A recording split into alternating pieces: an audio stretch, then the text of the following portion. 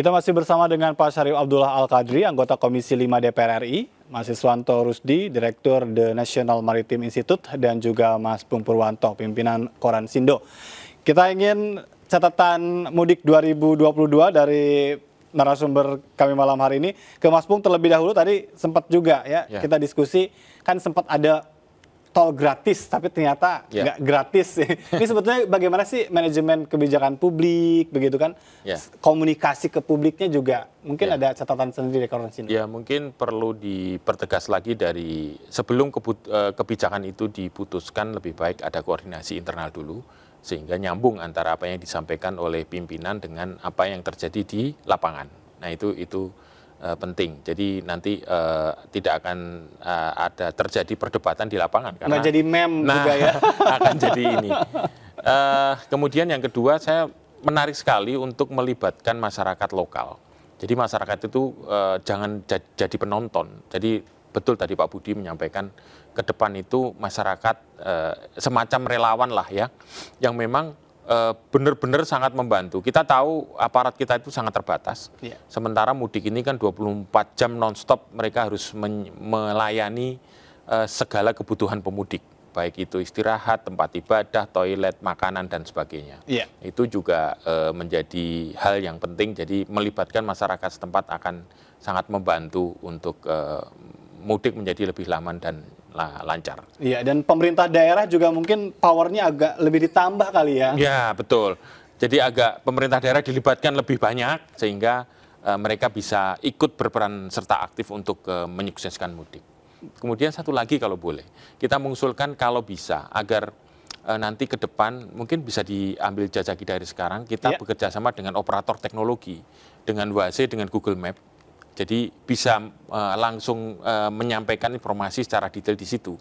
Karena semua orang pakai itu. Google Map bisa memperkirakan kemacetan di depan ada apa yang terjadi, kemudian berapa lama kemacetan akan terjadi, dan ini jalur yang tepat yang bisa Anda ambil. Karena kebiasaan kita juga di Jakarta kan seperti itu. Gitu nanti kalau misalnya Korlantas bisa masuk di situ akan sangat baik. Baik. Selanjutnya saya ke Mas Iswanto, catatan untuk dunia kemaritimannya seperti apa?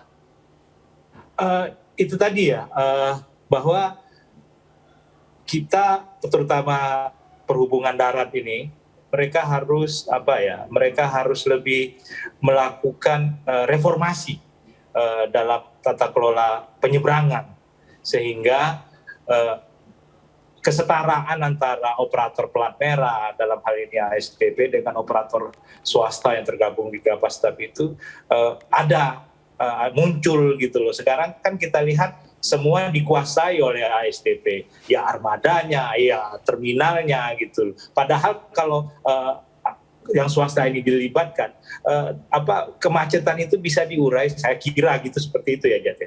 Baik. Selanjutnya ke Pak Syarif. Pak Syarif, silakan hal-hal lain yang tadi Anda sudah uraikan sangat lengkap ya, bicara tentang rest area.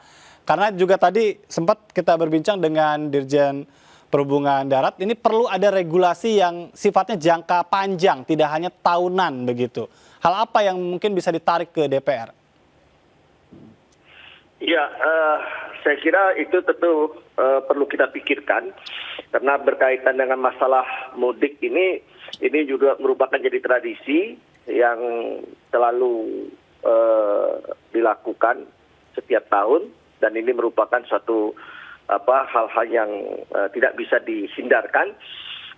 Selain itu saya kira tentu ada beberapa regulasi yang harus kita perbaiki ya. Sekarang juga kita sedang memperbaiki terhadap undang-undang lalu lintas.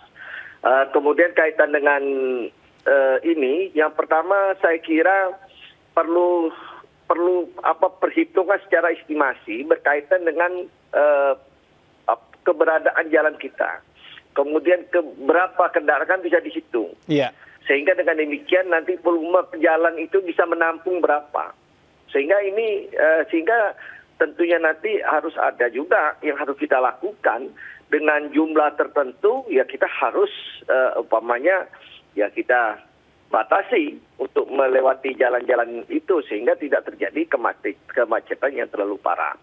Yang kedua berkaitan dengan tadi penyeberangan juga. Iya. Saya tadi membaca juga dari teman-teman Komisi 5, ya ini nanti kita akan lihat masih ada terjadi penjualan tiket di pelabuhan-pelabuhan. Ya ini harusnya tidak diadakan lagi, kan sekarang sudah beli secara online. Jadi ini tidak diperbolehkan sama sekali seharusnya hal-hal seperti itu. Nah, saya sependapat tadi juga ya perlu mungkin kita melibatkan swasta berkaitan dengan ini. Yang terjadi kan kemarin di Merak itu terjadi juga sampai sempat Pak Menteri Perhubungan turun sekian jam terjadi kemacetan yang sampai kendaraan motor tidak bisa. Ini kan seharusnya hal-hal seperti ini harus kita antisipasi. Baik, tapi secara umum mudik 2022, Pak Syarif, satu kata untuk mudik 2022. Ya. Pak Syarif, satu kata untuk mudik 2022 menurut Anda? Iya, saya kira ini perlu. Jadi perlu bagus kita, atau seperti awal, apa? Ya. Sudah bagus? Halo? Iya, baik. Pak Syarif, sekali lagi untuk mudik 2022 secara umum menurut Anda sudah baik?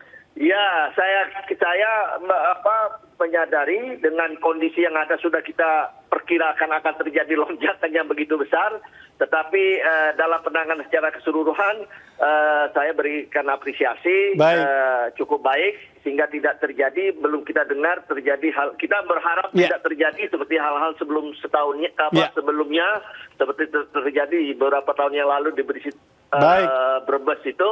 Tentu kita tahun ini alhamdulillah itu berjalan lancar, walaupun tentu terima kasih Pak Syarif. Ini yang harus kita perbaiki. Iya, terakhir satu kata dari Mas Siswanto. Nilainya 6 kalau menurut saya. Mas Bung, terakhir. Sudah baik, tapi masih bisa lebih baik lagi. Iya, mudah-mudahan saja tahun depan ini jauh lebih baik tentu saja ya. Baik, terima kasih Pak Syarif Abdullah Al-Qadri, anggota Komisi 5 DPR RI, Mas Siswanto Rusdi, Direktur The National Maritime Institute yang sudah bergabung bersama kami melalui sambungan Zoom, dan Mas Pung. Terima kasih sudah menemani saya malam hari ini. Pemirsa, demikian MNC News Prime kali ini. Ingat, Anda bisa berbagi bersama dengan masyarakat yang terdampak bencana melalui program MNC Peduli. Tetap patuhi protokol kesehatan. Saya Ajatur Ratma, selamat malam dan sampai jumpa.